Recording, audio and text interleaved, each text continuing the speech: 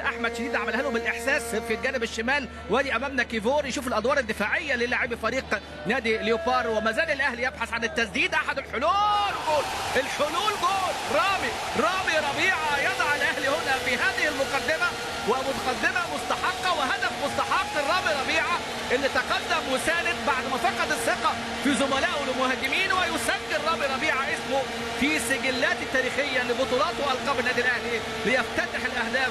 رامي ربيعه 19 سنه، اصغر لاعب في المباراه واصغر لاعب امامنا هنا. الحل في التسديد، لم نرى التسديد الا من عبد الله السعيد، وشفنا واحده من اللاعب شريف عبد الفضيل، لكن رامي ربيعه استغل المساحه واستغل الكره اللي امامه وتقدم في هذه اللقطه. شوف الهدف، ادي امامنا هنا رامي ربيعه، وادي احمد شديد الحقيقه يعني تقلع الكره عملها حلو قوي، وادي امامنا هنا الاستلام وعبد الله السعيد يصنع، ورامي ربيعه يسجل كره ارضيه زاحفه. شوف عبد الله السعيد هو رمانة الميزان فعلا في النادي الاهلي، يمرر، ورامي ربيعه بروح الشباب والاهلي بمن حضر بالفعل، لان رامي ربيعه سجل باقتدار اول اهداف هذه المباراه.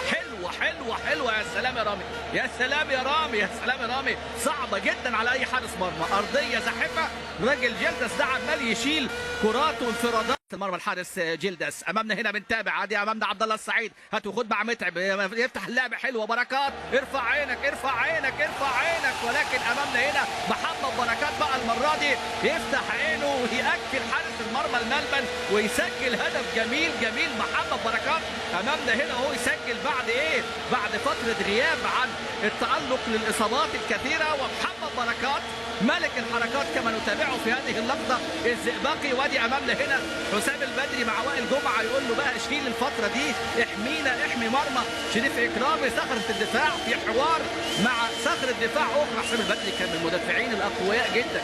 محمد يوسف في الجهاز الفني، سيد عبد الحفيظ، احمد ايوب، طارق سليمان حراس المرمى، ودكتور ايهاب علي. وامامنا الهدف الجميل هنا، لكن المساحات خلاص اتفتحت وشفنا بقى التحرك. وادي امامنا هنا عبد الله السعيد، وادي التمريره مفيش تسلل، والمره دي بقى محمد بركات يضعها بين قدمي حارس المرمى جلدس عشان تكتمل الفرحه وتكتمل الصوره في هذه اللقطه، واهداء بطوله جديده لمن يستحق، لجماهير الاهلي العاشقه المحبه.